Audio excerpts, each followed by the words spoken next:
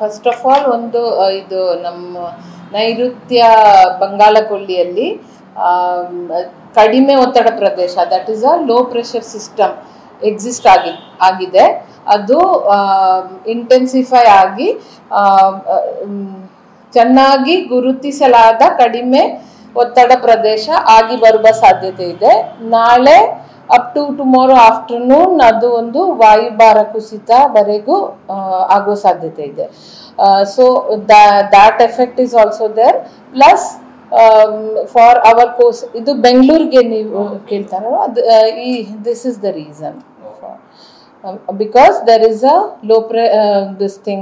low pressure system over southwest Bay of Bengal, which is likely to intensify into a well marked low pressure system, and thereby by tomorrow afternoon it is likely to further intensify into a low pressure, into a depression. So Karnataka, Kerala, Tamil Nadu alli ಧಾರಾಕಾರ ಮಳೆ ಬೀಳ್ತಾ ಇದೆ. So ಇದಕ್ಕೆ so this idu the system, the low pressure system which is getting intensified into a depression, that is the Vaibara Kusita over ನೈಋತ್ಯ ಬಂಗಾಳಕೊಲ್ಲಿಯಲ್ಲಿ ಇದೆ. Plus there is ಇದು ಆಗ್ನೇಯ ಅರಬ್ಬಿ ಸಮುದ್ರದಲ್ಲಿ ಕೂಡ there is one low pressure system. So combined effect of both is giving such kind of weather over these three states, Karnataka, Kerala and Tamil Nadu. ಇನ್ನ ದಕ್ಷಿಣ ಭಾರತದಲ್ಲಿ ಅಂದ್ರೆ ಸೌತ್ ಇಂಡಿಯಾದಲ್ಲಿ ಇನ್ನು ಎಷ್ಟು ದಿನ ಇದೇ ರೀತಿ ಮಳೆ ಆಗುತ್ತೆ? ಕನಿಷ್ಠ ಮುಂದಿನ 10 ದಿನಗಳವರೆಗೂ ಈ ತರ ವಾತಾವರಣ, ಈ ತರ ಮಳೆ ಇರುವ ಸಾಧ್ಯತೆ ಇದೆ, ಇರುತ್ತೆ. 7 to 10 days ವರೆಗೂ ಇರುತ್ತೆ. We have given some orange and yellow heavy to very heavy rainfall alerts over Malnadu as well as for coastal districts of Karnataka. Bengaluru ಸೇರಿ ಕರ್ನಾಟಕದಲ್ಲಿ ಇನ್ನು ಎಷ್ಟು ದಿನ ಮಳೆ ಆಗ್ತದೆ? Like as I told you, ಕನಿಷ್ಠ now coming 7 to 10 days ವರೆಗೂ ಇದು ಹಗುರದಿಂದ ಸಾಧಾರಣ ಮಳೆ ಇರುವ ಸಾಧ್ಯತೆ ಇದೆ. ಒಂದೆರಡು ದಿನ there can be intense spell of rainfalls also, including Bengaluru. Madam, ಈಗ ಅಂಡಮಾನ್ ಮತ್ತು ನಿಕೋಬಾರ್ಗೆ ಹವಾಮಾನ ಇಲಾಖೆ ಕಡೆಯಿಂದ ಚಂಡಮಾರುತ ಎಚ್ಚರಿಕೆ ಹೋಗಿದೆ.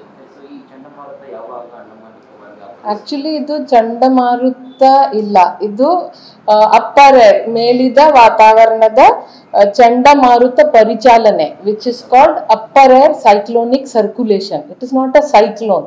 It's a cyclonic circulation which is now extending up to 5.8 kilometers above sea level, and there is as such no any update regarding cyclone.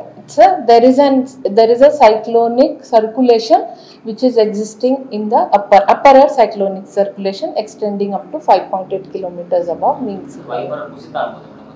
ಇಲ್ಲ, ಪರಿಚಾಲನೆ, ವಾಯು ಚಂಡಮಾರುತ ಪರಿಚಾಲನೆ, ಮೇಲಿದ ವಾತಾವರಣದಲ್ಲಿ ಚಂಡಮಾರುತ ಪರಿಚಾಲನೆ, ಆ ತರ we can say, but it is not a cyclone. See whether it is a low pressure system, ವಾಯುಭಾರ ಕುಸಿತ, ಆ ತರ it is a surface phenomena. This is an upper air phenomena, ಮೇಲಿದ ವಾತಾವರಣದಲ್ಲಿ ಚಂಡಮಾರುತ ಪರಿಚಾಲನೆ. It is a circulation, anti-clockwise circulation like a cyclone, but it is extending ಮೇಲಿದ ವಾತಾವರಣದಲ್ಲಿ. It is not in the surface. It's extending up to 5.8 kilometers above mean sea level. ಅದರ ಪರಿಣಾಮ ಏನಿದೆ? ಪರಿಣಾಮ, there you will get intense rainfall, and see it may further develop into ಅದು intensify ಆಗಿ ಬರುವ ಸಾಧ್ಯತೆ ಇದೆ. But as of now its movement and intensification it is being monitored, but no updates as of now. ಅಲ್ಲಿ ತುಂಬಾ now ಸದ್ಯ ಪರಿಣಾಮ is over Nicobar, that area only, confined to the seas and that island parts.